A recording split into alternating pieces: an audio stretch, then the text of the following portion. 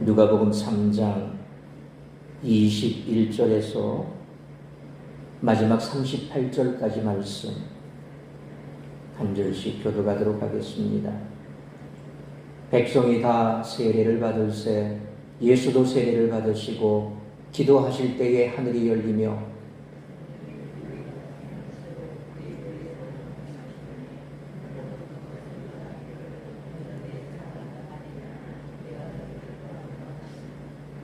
예수께서 가르치심을 시작하실 때에 30세쯤 되시니라. 사람들이 아는 대로는 요셉의 아들이니 요셉의 위로는 헬리요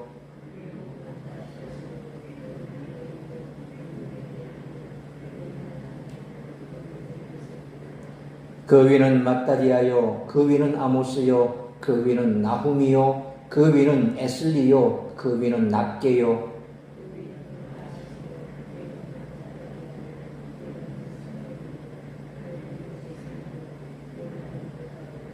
그 위는 요하나니요 그 위는 메사요 그 위는 스룹바벨이요 그 위는 스알데리요 그 위는 네리요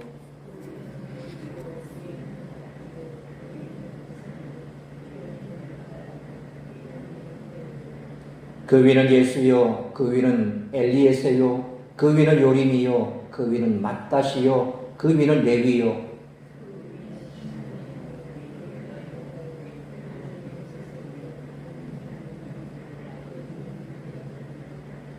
그 위는 멜레아요 그 위는 맨나요 그 위는 맏다다요 그 위는 나단이요 그 위는 다윗이요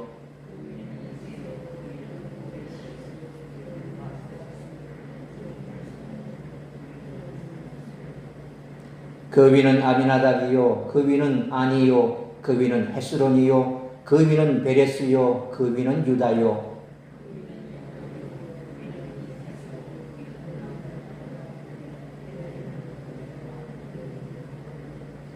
그 위는 스룩이요 그 위는 르요 그 위는 벨렉이요 그 위는 헤보요 그 위는 살라요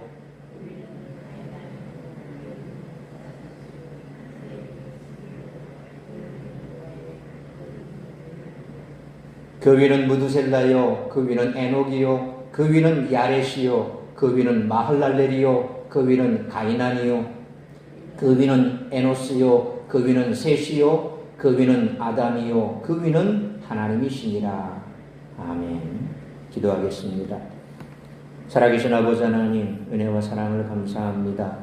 오늘도 한낮의 더위가 우리를 힘들게 했고 또 그럼에도 불구하고 우리의 일터에서 열심히 일하다 정한 시간 주님 앞에 나왔습니다. 이 시간 주께서 말씀하시는 그 음성에 귀를 기울이게 하여 주옵시고 그 말씀 가슴 깊이 새기며 주님께서 우리에게 허락하신 귀하고 복된 이 구원의 복음 참으로 우리에게 허락하심에 늘 감사하며 살아갈 수 있게 하여 주옵시고 우리뿐만 아니라 이 지역에 또 우리 주변에 믿지 않는 죽어가는 영혼들이 얼마나 많은지 모릅니다.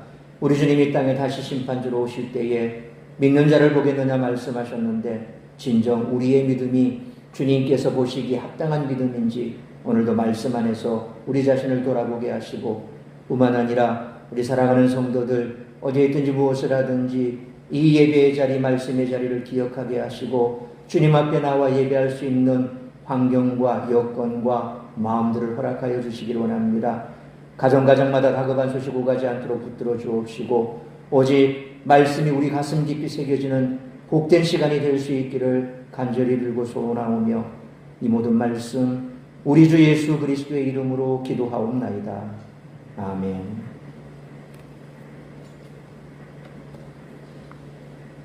예수님이 하나님의 아들이라는 선언은 사람들이 예수님을 우상화해서 만들어낸 종교 사상이 아닙니다. 이것은 하나님이 하늘에서 음성을 발하여 선언하시며 계시하신 내용입니다. 그러므로 하나님이 거짓말을 하지 않고 참된 말을 한다면 예수님이 하나님의 아들이심을 우리는 받아들일 수 있습니다. 하나님은 이 선언을 예수님을 죽음에서 부활시키심으로 입증하십니다. 죽으신 예수님을 다시 살리시는 일은 하나님이 하셨다고 밖에 달리 볼 수가 없습니다. 하나님은 이 놀라운 기적을 통해 예수님이 스스로 인정하신 바대로 당신의 아들임을 입증하셨습니다. 하나님의 아들은 유대인들이 사용한 메시아를 가리키는 칭호 중 하나이므로 예수님이 하나님의 아들이라는 선언은 그분이 메시아시라는 뜻을 가집니다. 유대인들은 메시아가 군사력으로 이방 세력을 무찌르는 인물이므로 이사야 42장부터 언급된 사람들의 죄를 대신 지고 고난당하며 죽임당하는 여호와의 종과는 다른 인물이라고 간주했습니다. 그러나 하나님은 유대인들이 서로 다르게 여긴 이 두 인물의 역할을 종합해 예수님의 정체를 선언하십니다. 예수님은 하나님의 아들 메시아시며 동시에 하나님이 기뻐하시는 종입니다. 이러한 연결은 유대인들이 상상도 하지 못한 새로운 것이었습니다. 이 둘을 연결시켜 예수님께 적용하신 분은 다름 아닌 하나님이십니다. 예수님은 사람들의 죄를 지시고 그들이 받을 형벌을 대신 받으신 고난당한 메시아십니다. 예수님의 십자가 고난은 우연히 발생한 실패의 사건이 아니라 사역의 처음 단계부터 하나님의 계획 속에 있었습니다. 그래서 우리가 잘 아는 대로 창세기 3장 15절 말씀처럼 하나님께서는 이미 예수 그리스도를 사탄의 머리를 쳐서 승리케 하실 그런 승리하실 우리의 메시아가 되시고 뿐만 아니라 이 사탄은 예수님의 발 뒤꿈치를 상하게 했다. 그래서 예수님을 모함하고 십자가에 못 박아 죽이려는 계략을 이미 하나님께서는 다 알고 예수 그리스도께서 이 사탄의 권세를 멸하실 것도 말씀하셨습니다. 그러면서 이삭을 제물로 바치는 과정 가운데 하나님께서는 예수 그리스도의 모형으로 바로 이삭을 들어 보여주셨다는 것입니다. 아브라함의 독자, 그를 제물로 바치라고 말씀하셨을 때 아브라함은 고민했을 것이고 갈등했을 것이지만 하나님의 말씀에 그대로 순종했습니다. 하나님의 말씀에 순종하자 하나님께서는 아브라함에게 독자 이삭을 다시 보내주셨습니다. 예수님께서는 순종하셨습니다. 결국 죽음으로 우리의 죄를 사해 주셨습니다. 그러나 예수님께서는 다시 하나님의 능력 가운데 성령의 능력 가운데 3일 만에 부활하셨다는 것입니다. 하나님께서는 이처럼 창세 때부터 인간이 타락한 이후 이미 이 구원의 계획을 다 가지고 계셨고 그 구원의 계획은 여인의 아들을 통해서 여인의 후손을 통해서 예수 그리스도가 오실 것을 구약 곳곳에 말씀하셨고 때가 되매 예수님께서 우리에게 오셨음을 이미 우리는 구약 성경을 통해서 알고 있습니다. 알려고 하면 알 수 있고 이미 하나님은 그것을 계시해 보여주셨습니다. 그러나 유대인들은 그것을 거부했죠. 예수 그리스도 메시아는 그럴 수 없다는 것입니다. 그래서 예수님을 받아들이지 않은 거죠. 오늘 본문에서 예수님은 회개의 세례를 전파하는 요한에게 나아가 세례를 받으셨습니다. 세례를 통해 성령의 충만함을 입으시고 본격적으로 공생애를 시작하셨습니다. 누가는 예수님의 공생애를 자세히 서술하기 전에 예수님의 족보를 소개함으로써 예수님이 하나님에게서 온 메시아이심을 확증했습니다. 따라서 이와 같은 오늘 본문의 말씀을 통해 우리들이 깨달아야 할 것은 첫째로 21절로 22절 말씀처럼 성도는 범사의 기도로 하나님의 능력과 인도를 받아야 한다는 것입니다. 21절 말씀처럼 요한은 백성들에게 회개의 세례를 베풀었습니다. 그들은 자신들이 죄인임을 고백하고 하나님의 구원을 기다렸습니다. 그런데 죄가 없으신 분임에도 같은 세례를 예수님도 받으셨다는 것입니다. 누가는 예수님이 세례받고 기도하셨다라고 기록했습니다. 뒤에 나오는 9장 29절 말씀을 보면 예수님이 기도하실 때 변모하셨고 다른 중요한 시점에서도 예수님이 기도하셨음을 기록하고 있습니다. 보통 누가복음에 보면 예수님의 기도하심이 많이 등장합니다. 다른 복음서보다도 오히려 누가의 관점에서는 기도하신 예수님이 굉장히 누가에게는 아주 깊은 감명을 주었던 것 같습니다. 그래서 다른 복음서에 비해서 예수님이 기도하셨음을 많이 곳곳에 보여주고 있다는 것입니다. 이처럼 누가복음은 예수님의 기도를 부각시킵니다. 한편 예수님이 세례를 받으시자 하늘이 열렸습니다. 그렇게 하나님의 영광이 계시되었습니다. 여기서 한 가지 특이한 점은 누가는 예수님이 누구에게 세례받았는지 명시하지 않으며 20절에서 세례 요한의 투옥이 이미 언급되었기에 예수님이 세례 요한에게 세례를 받았다라고 읽기 힘든 그런 문맥에 세례 기사를 위치시키고 있다는 것입니다. 이렇게 한 것은 메시아 예수님이 선지자 세례 요한이 베푸는 세례를 받았기에 세례 요한보다 열등하다라는 비판을 듣던 초대교회 성도들을 배려해서 예수님께서 세례 요한에게 세례를 받았다라는 것을 명시하지 않은 것으로 볼 수 있습니다. 우리가 잘 아는 대로 요한의 제자들은 매일 금식하는데 너희 스승은 그렇게 먹고 마시기를 즐기냐? 이런 얘기도 하지요. 그러니까 세례 요한을 알던 예수님을 따르던 제자도 아니고 세례 요한을 추종하는 자들도 아닙니다.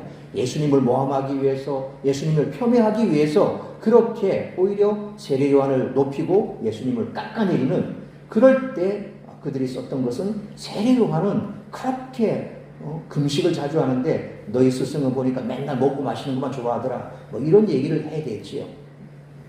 그러니까 세례 요한에 비해서 예수님이 당대에 보면 굉장히 많이 평가절하되어 있다. 오늘 예수님께서 우리는 잘 알고 있지만 굳이 본문 내용을 보면 세례 요한에게 세례를 받았다라는 내용은 없습니다. 그러나 우리가 그렇게 짐작할 수밖에 없지요. 예수님께서 나가서 세례를 받았다. 누구에게 받았냐? 함구해 버립니다. 그러니까 그런 거는 굳이 밝혀도 되겠지만 밝히지 않은 것은 어쩌면 누가가 당시 그런 이 예수님과 주변을 둘러싼 그런 기류들이 그렇게 흘러가고 있고, 그래서 예수님을 따르는 그런 제자들을 위해서, 성도들을 위해서 예수님이 또다시 그냥 그렇게 드러내놓고 폄훼당하는 것을 별로 그렇게 탐탁지 않게 여겼기 때문에 본문에 보면 누구에게 세례받았는지는 언급되지 않는다는 거죠.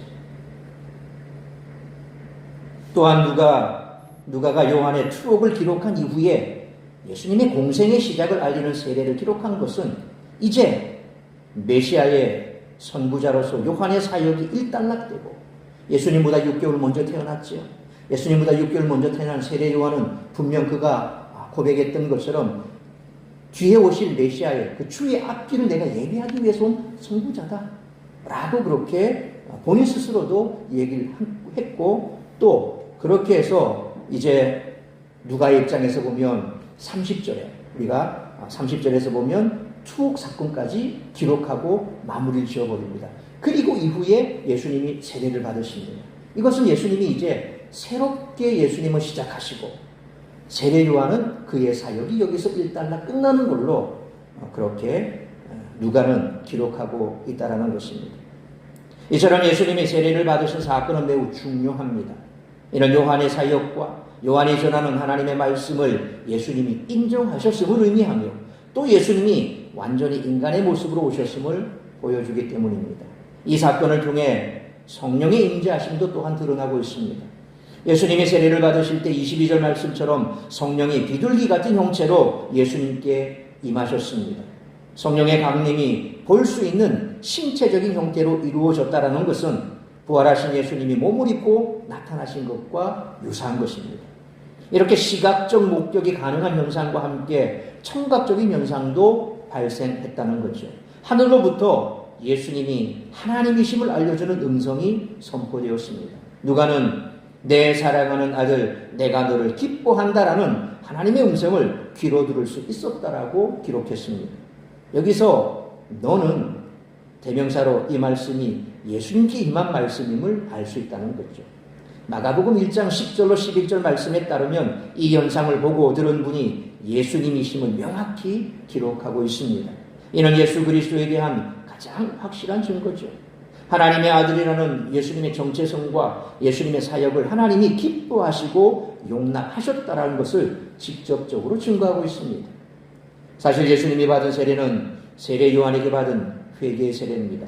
예수님은 죄인들의 대표로서 세상 죄를 대신 지시고 이 회개의 세례를 받으셨을 것입니다. 이 세례 자체는 예수님이 메시아이심을 확증하는 것과 무관하지만 이때 그때 성령 강림과 하늘에서 들린 음성이 동시에 동반됨으로써 예수님이 하나님의 아들 곧 메시아였음이 이 장면에서 확정이 된다는 것입니다. 하늘에서 들린 음성은 하늘로부터 말씀하시는 하나님의 음성입니다. 이 음성은 예수님이 하나님의 사랑하는 아들이라는 것입니다. 여기서 사랑하는 이라고 번역된 헬라어가 아가페토스라고 하는 말입니다. 이 아가페토스라고 하는 말은 유일한이라는 그런 뜻도 가지고 있습니다. 그래서 70인역, 그러니까 히브리어로 기록되어 있는 그 구약 성경을 헬라어로 바꾼 것이 70인역입니다. 이 70인역에서 유일한이라는 뜻의 히브리어가 야히드라는 말입니다. 이 야히드라는 말을 헬라어로 뭐로 바꿨냐니까 아가페토스라는 말로 바꿨습니다. 그러니까 오늘 본문에 나오는 사랑하는 이라는 말이 히브리 말로 보면 유일한이라는 의미를 가지고 있는 그 의미를 가진 단어를 아가페토스라고 그렇게 번역한 것처럼 유일한이라는 그런 의미도 되죠. 그러니까 사랑하는 아들 혹은 유일한 아들, 내 독자 이렇게 되는 겁니다. 특별히 본문에서는 다른 복음서에서 달리 예수님이 세례를 받으실 때 기도하셨다라는 것을 말해주고 있습니다. 예수님은 하나님이 맡기신 일을 항상 기도하며 감당하셨습니다. 이는 예수님이 홀로 일하시지 않고 하나님 성령님과 함께 일하셨음을 보여줍니다. 충분히 그렇게 하실 수 있지만 항상 예수님께서는 어떤 큰 일을 앞두고 기도하셨고 그 일을 하시고 난 이후에 기도하셨고 하시기 전에는 새벽 미명에 기도하셨고 하시고 난 이후에는 빈들에 가셔서 기도하셨고 누가복음에 보면 이런 기도의 장면이 참 자주 나옵니다. 그것은 예수님은 충분히 홀로 독단적인 일을 하실 수 있지만 그러나 예수님께서는 늘 하나님과 성령님과의 교통 속에서 모든 것을 행하시고 그리고 스스로 그 일을 행하신 이후에라도 홀로 영광 받으시지 않으시고 인간의 그런 영광 받음을 뒤로 하시고 빈들에 가셔서 또 하나님과 교제하시고 성령님과 교제하셨음을 보게 됩니다. 이런 측면에서 보면 우리가 큰 일을 하고 또 교회 어떤 큰 직분을 잘 감당하고 어떤 큰 하나님 앞에 우리가 말하는 영광을 올려드리고 난 이후에 스멀스멀 우리 속에서 뭐가 올라옵니까? 그래, 나는 사람들의 이런 칭찬을 받을 만해. 정말 나는 대단한 일을 했어. 뭐 이런 생각들을 나도 모르게 가질 수가 있는 거죠. 그래서 그 반대급부적으로 내가 그렇게 했는데도 불구하고 사람들이 별로 그렇게 알아주지 않으면 그때부터 나타나는 반응이 뭡니까? 내가 이만큼 고생했는데 아무도 나한테 칭찬을 안 해주네. 아무도 나를 알아주지 않네. 그러면 그때부터 기분이 나빠지기 시작합니다. 기분이 나빠지면 표정부터 나오죠. 아무도 나를 안 알아준다 이거예요. 그리고 괜히 심통을 냅니다. 그리고 더 얘기를 합니다. 봐봐, 잘 되고 있잖아. 내가 이거 한다고 얼마나 고생했는데 스스로가 자꾸 떠벌립니다. 결국 그건 뭐냐면 자기 자아에 도취됐고 그건 남들이 안 알아주니까 자꾸 내가 광고를 하고 다니는 거예요. 완전히 예수님의 모습과 다른 모습이죠. 그래서 항상 우리가 어떤 일을 하고 난 이후에 또 뭔가 정말 하나님께서 영광 받으셨을 그런 교회 안에서 큰 일을 하고 난 다음에 늘 그런 부분을 조심해야 됩니다. 알아주든지 알아주지 않든지 그건 내가 한 것이 아니라고 생각해야 되죠. 물론 내가 애쓰고 힘쓰고 수고했습니다.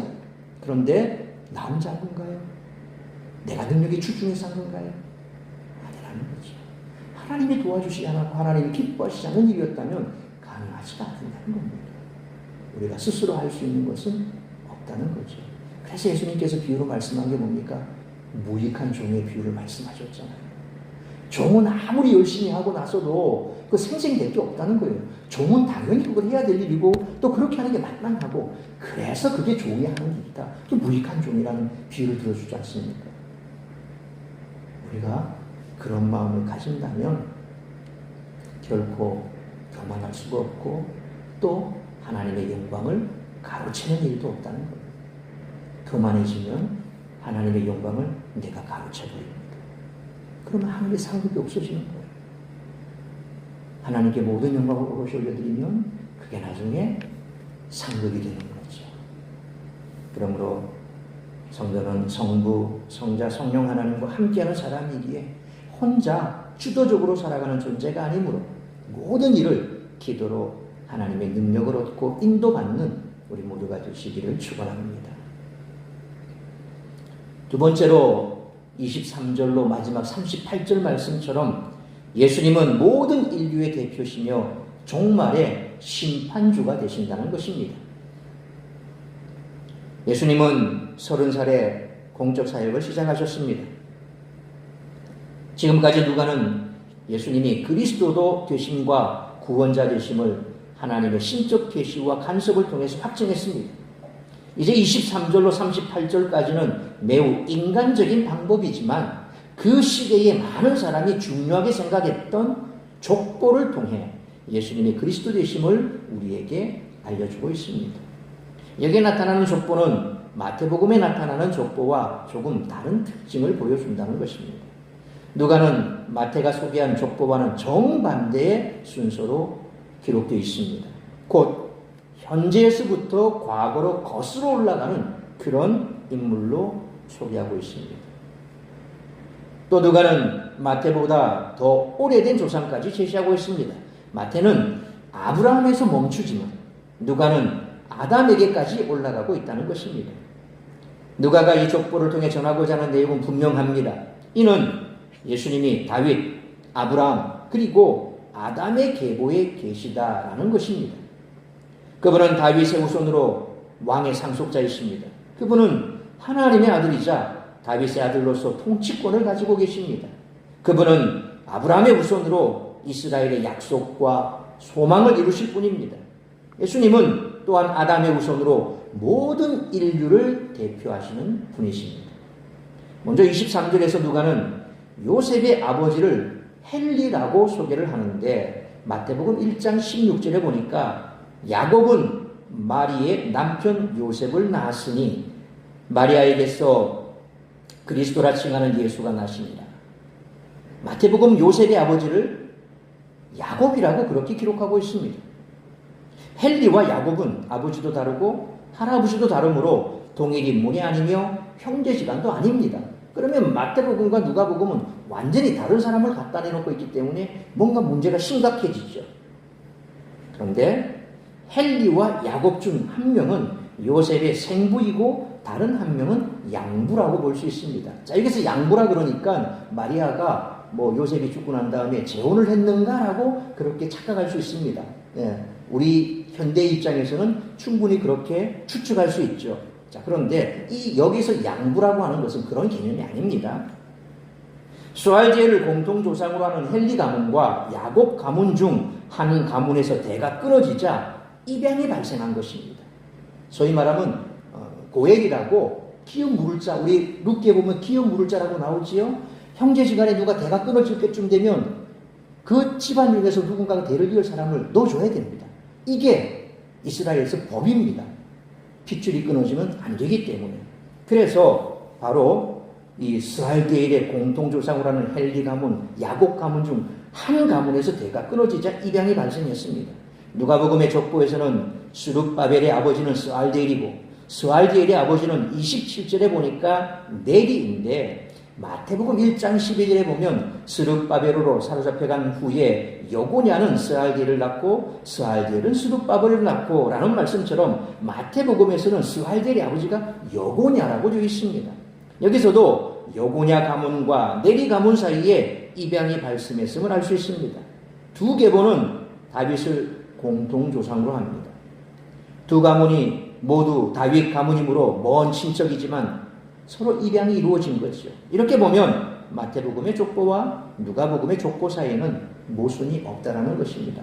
그러니까 족보를 기록할 때 이처럼 왜 마태복음과 누가복음은 서로 아버지가 다르냐 이 말이에요. 그 아버지가 다른 이유는 이후에 신학적으로도 요셉은 빨리 세상을 떠난 것으로 그렇게 기록이 됩니다.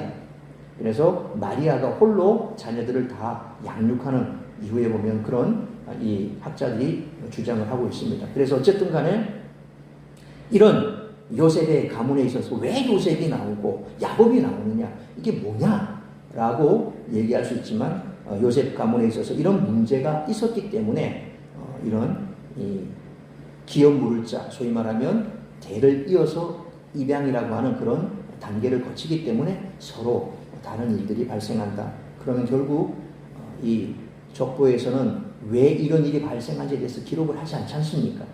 상세한 것들은 그 당시에 무합니다.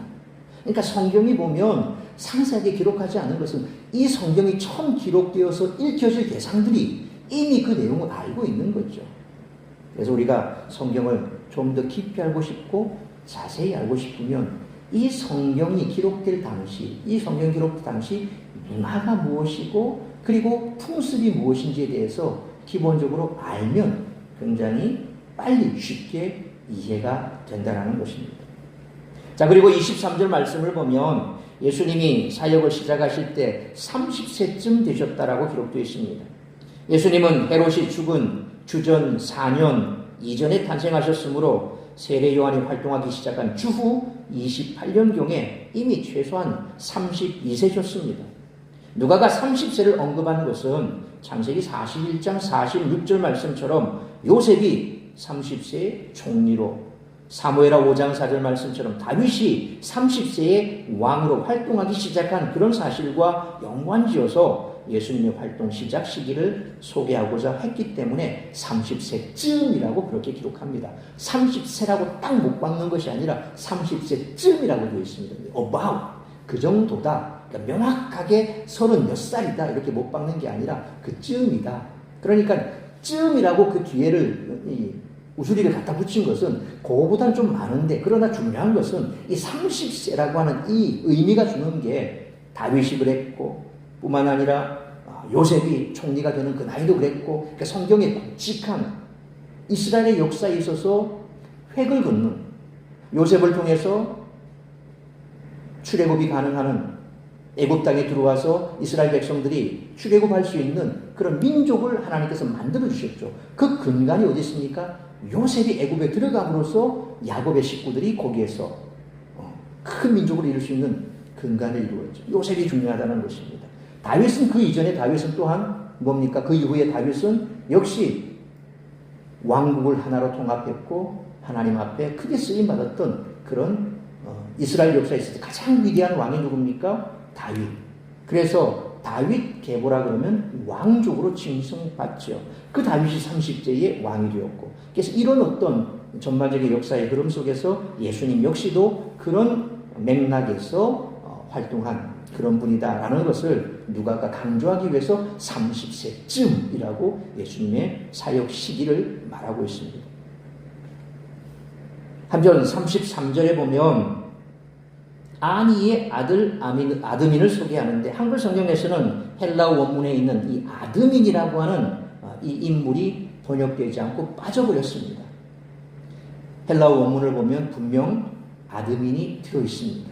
그런데 한글 성경에 보면 이 아드민 자체가 빠졌습니다. 그 이유는 모르겠습니다. 마태복음 1장 4절 말씀처럼 마태복음의 족보에서 아드민, 아니, 거기에 대응하는 인물이 람이라고 나옵니다. 이러한 차이는 람이 아드민 또는 아니의 다른 이름이고, 마태복음이 여기서 둘 중 한 명을 족보에서 생략했다라고 볼 수 있습니다. 누가복음이 소개하는 족보는 38절 말씀처럼 아브라함을 넘어 아담까지 거슬러 올라간다고 분명 말씀드렸습니다. 그래서 예수님이 모든 민족의 메시아가 되심을 암시해 주죠. 그러니까 아브라함까지뿐만 아니라 아브라함까지만 간다면 그건 이스라엘과 유대의 족보와 관계가 되겠죠. 그런데 예수님께서는 넘어가 버립니다. 아담까지 가버립니다. 그러니까 아담은 인류의 시조가 되지 않습니까? 인류의 시조까지 누가는 기록하고 있는데 결국 모든 민족을 아우르는 예수 그리스도 뿐만 아니라 아드민까지 포함해서 오늘 이 족보상에 보면 아드민을 포함해야 77대가 나옵니다. 77대. 그러니까 하나님부터 요셉까지가 77대입니다. 한 대를 한 사람으로 보면 됩니다. 한 대가 한 사람입니다. 그러면 결국 이 족보에 아드민을 포함시키면 77명이 등장한다는 거죠. 아담까지 77명이 등장합니다. 예수님이 오셔서 이처럼 시작되는 시대가 종말의 시대임을 유대인 독자들이 알아차리도록 의도적으로 이렇게 기록했다라는 겁니다. 왜냐하면 유대인들의 묵시문헌에서 7세대 단위가 다윗에서 바벨론까지 3번 등장합니다. 그러니까 7명씩 7명씩 7명씩 그렇게 끊어보면 다윗에서 바벨론 포로 때까지 7명씩 3번 등장하고 바벨론 포로 이후부터 또 7명씩 7명씩 3번 이렇게 시대를 구분해 놨습니다. 예수님은 그 이후에 7번째 시대에 시작하는 위치에 예수님이 기록되어 있습니다. 그러니까 7명씩 3번, 7명씩 3번 그렇게 7세대 단위가 아담부터 아브라함까지 3번, 아브라함부터 다윗까지 2번, 그리고 예수님은 이어서 12번째 시대가 시작되는 지점에 예수님께서 위치해 있습니다. 이 12번째 시대가 뭐냐면 마지막 시대라고 유대인들은 생각을 했습니다. 그러니까 예수님께서 이 땅에 오셔서 사역을 시작하시고 또 이 땅에 탄생하신 그 시대를 족보상으로 봤을 때 바로 다윗의 혈통으로 오셨을 뿐만 아니라 그 위에 아담까지 연관되는 그런 분으로 온 민족을 아우르는, 열방을 아우르는, 인류를 아우르는 분이시며 다윗의 계보로 오셨을 뿐만 아니라 마지막 12번째 족보로 그렇게 7대씩 끊었을 때 예수님께서는 마지막 12번째 그렇게 오시는 분이라면 결국 심판주, 결국 마지막 시대, 종말론 시대의 시작을 알리시는 그런 분이다. 그래서 우리가 역사학적으로 예수님께서는 초림, 예수님이 처음 이 땅에 오셨을 때 우리는 신학적으로 초림이라고 부릅니다. 처음 임하신 겁니다. 그리고 그 예수님의 초림과 부활 승천하셨고 다시 재림하시기까지 그 사이를 이 역사 시대라고 얘기를 하고 성령 시대라고 얘기도 하기도 하고 교회 시대라고도 얘기합니다. 왜? 예수님을 통해서 교회가 탄생을 했죠. 그래서 예수님께서 탄생하시고 마지막 종말에 다시 오실 때까지 계속해서 교회가 유지되고 마지막 종말이 오게 되면 그 모든 것들을 한꺼번에 다 우리가 부활 승천함으로 완성되는, 그래서 그 사이 예수님 초림과 재림 사이, 결국 예수님께서는 이때 유대인들이 생각하는 그런 메시아로 오심과 함께 그 의미는 종말을 알리시는 분으로 이 땅에 오셨다라는 것을 누가는 지금 이 족보를 통해서 우리에게 보여주는 거죠. 그러므로 누가의 족보가 이야기하는 것처럼 예수님은 아담의 후손으로 모든 인류를 대표하시는 분이시고 또 종말의 시대의 시작으로 이 땅에 오셨을 뿐만 아니라 종말을 완성하실 심판주로 다시 오실 분이시므로 예수 그리스도를 믿음으로 구원받고 또 종말로 영생에 이르는 우리 모두가 되시기를 축원합니다. 사랑하는 성도 여러분, 예수님이 메시아의 시작 구원자이심은 역사적인 사실이며 하나님이 말씀해 주신 놀라운 사실입니다. 이러한 예수 그리스도의 사역에 모든 인류는 소망을 가지게 됩니다. 그분을 영접하지 않은 사람은 어떤 소망도 없습니다. 아담으로부터 수렴되는 예수님의 족보를 통해 그리고 하나님의 음성을 통해 오직 예수만이 우리의 구원자이심을 우리가 알 수 있습니다. 그러므로 예수 그리스도를 믿음으로 구원받고 정말로 영생에 이르는 우리 모두가 되시기를 주님의 이름으로 축원합니다. 기도하겠습니다. 살아계신 아버지 하나님, 은혜와 사랑을 감사합니다. 오늘 누가의 족보를 통해서 그리고 예수님의 세례 받으심을 통하여서 우리가 진정으로 이 땅에 우리의 모든 죄를 대신하기 위해 죄인의 몸으로 이 땅에 오시었고 또한 그 예수님께서는 이미 하나님께서 이 땅에 우리를 구원하기 위한 구세주로 보내기로 예정하신 아담의 계보 속에서 온 인류의 죄를 대신하실 분이시며 또한 다윗의 위를 통하여서 왕의 권세를 가지시고 이 땅에 오셨으며 뿐만 아니라 예수님께서는 이 땅에 종말론적인 심판주의 시작이 되심을 알리고 마지막 주님 이 땅에 다시 오실 때에 우리를 심판하실 심판주로 다시 오실 것입니다. 우리는 이런 예수 그리스도를 믿어 구원받았습니다. 그러므로 우리는 이제는 심판당할 자들이 아니라 주님 이 땅에 다시 오실 때에 영광의 부활로 다시 나타날 자들인 줄 믿습니다. 우리는 구원받고 영생의 소망 가운데 살아가지만 우리의 가정 안에, 우리의 이웃들 가운데, 여전히 이 땅 가운데 우리 주님이 오셨음을 알지 못하는 자들이 있고 외면하는 자들이 있고, 그래서 그들 또한 구원이 필요한 자들이라는 사실을 잊지 말아야 할 것입니다. 나에게 베풀어 주신 구원에는 감사하고 구원받지 못한 자를 안타깝게 여기며 그들에게 이 구원의 복음을 증거할 수 있는 우리가 될 수 있기를 원합니다. 그리하므로 이 땅에 생명의 호흡이 있는 동안 우리가 사랑하는 자들 한 명이라도 주님께로 인도하여 영생의 길로 소망 있는 삶을 살게 하고, 우리는 주님 안에서 또한 주님 가신 그 길 내 십자가 지고 끝까지 하나님의 영광을 위하여 귀하고 복된 사명 잘 감당하는 우리 성도들이 되어 마침 주님 앞에 섰을 때 의의 면류관, 영광의 면류관, 상급 있는 삶을 살았던 칭찬받는 우리 성도들이 될 수 있도록 크신 은총 베풀어 주옵소서. 매일매일의 삶 속에서 이처럼 내게 베푸신 은혜, 구원의 은혜에 감사하고 주님 주신 사명 잘 감당함으로 이 땅 가운데서도 소망이 있는 그런 삶을 살아내는 우리 성도들이 될 수 있기를 간절히 빌고 소원하오니 이 모든 말씀 우리 주 예수 그리스도의 이름으로 기도하옵나이다. 아멘.